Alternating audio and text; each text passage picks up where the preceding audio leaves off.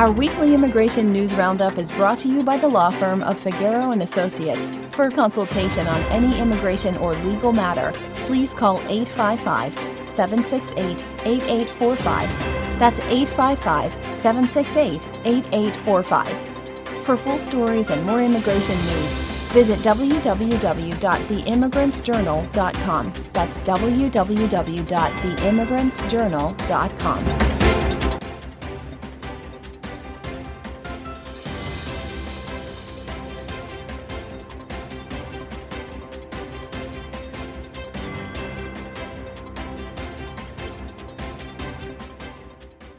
Hello, my name is Ashley Dawkins, legal assistant at the law firm of Figueroa and Associates, and your presenter with this week's immigration news.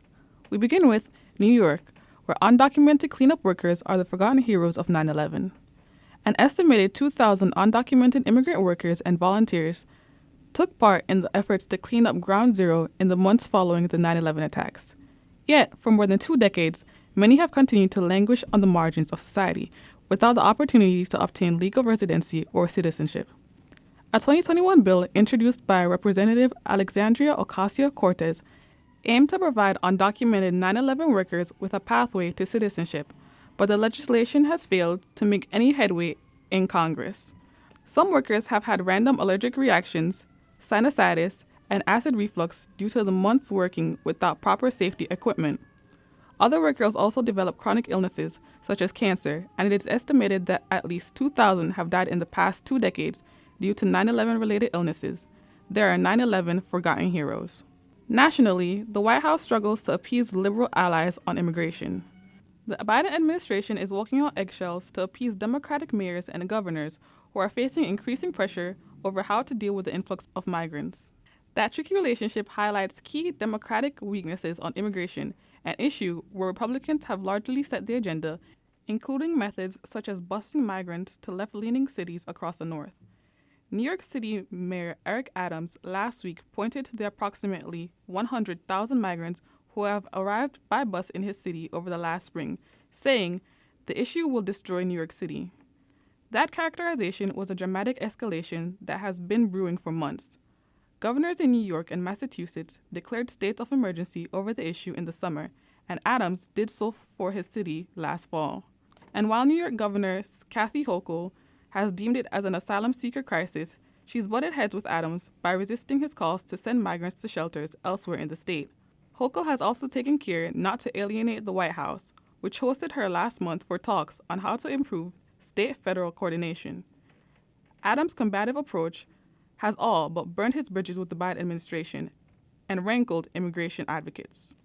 Meanwhile, new immigration court ruled would protect critical docket management tools and rescind Trump-era changes. The Department of Justice has proposed a new rule to protect immigration judges' ability to administratively close removal proceedings and control their ever-expanding dockets. The proposed rule, published on September 8th, would also rescind most of the changes introduced by a 2020 Trump-era regulation, including shortened Board of Immigration Appeals, briefing schedules, and limits on judges' power to reopen immigration proceedings. Unlike a memo or other guidance that can be easily revoked under a new administration, making these changes through a regulation makes it more difficult for them to be reversed, outside of court intervention. Important update on deferred action for childhood arrivals. On September 13, 2023, the U.S. District Court for the Southern District of Texas issued a decision finding the deferred action for childhood arrivals final rule unlawful and expanding the original July 16, 2021 injunction and order of vacatur to cover the final rule. However, the court maintained a partial stay of the order for all DACA recipients who received their initial DACA status prior to July 16, 2021.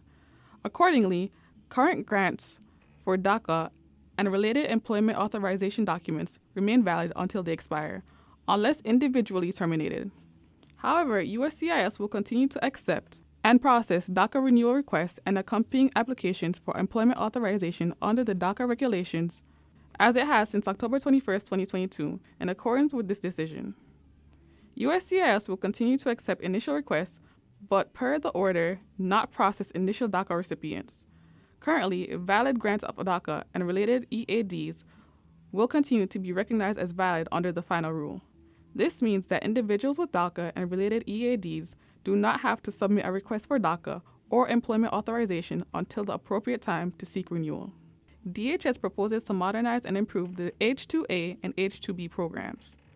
The U.S. Department of Homeland Security today announced a notice of proposed rulemaking that would modernize and improve the H-2A temporary agriculture and H-2B temporary non-agricultural worker programs. Through this proposed rule, DHS seeks to strengthen work protections and the integrity of the H-2 programs and improve program efficiency. In addition, DHS is proposing greater flexibility for H-2 workers, in part by extending grace periods during which workers may seek new employment prepared for a department from the United States or seek a change of status to a different non-immigrant classification. Fifth Circuit allows Texas to keep its controversial buoy barrier in place for now. Since President Biden took office, Texas Governor Greg Abbott has been escalating both rhetoric and action in response to rising migration across the Rio Grande. Right now, challenges to his latest maneuver, installing 1,000 feet of marine barrier in the middle of the Rio Grande, are making their way through the courts. As of September 12th, the barrier will remain in place while the Fifth Circuit hears an appeal from Texas. Abbott's anti-immigration crusade began in 2021 when he started Operation Lone Star and ordered Texas state troopers to arrest thousands of migrants on misdemeanor trespassing charges.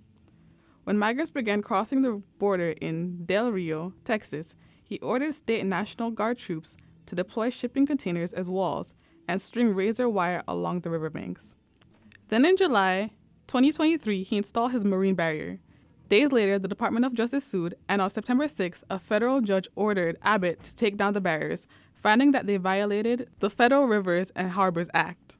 And finally, September 15th marks the beginning of Hispanic Heritage Month, a time to celebrate the history, culture, and contributions that people from Latin America and the Caribbean have made to this country and our community. Thank you.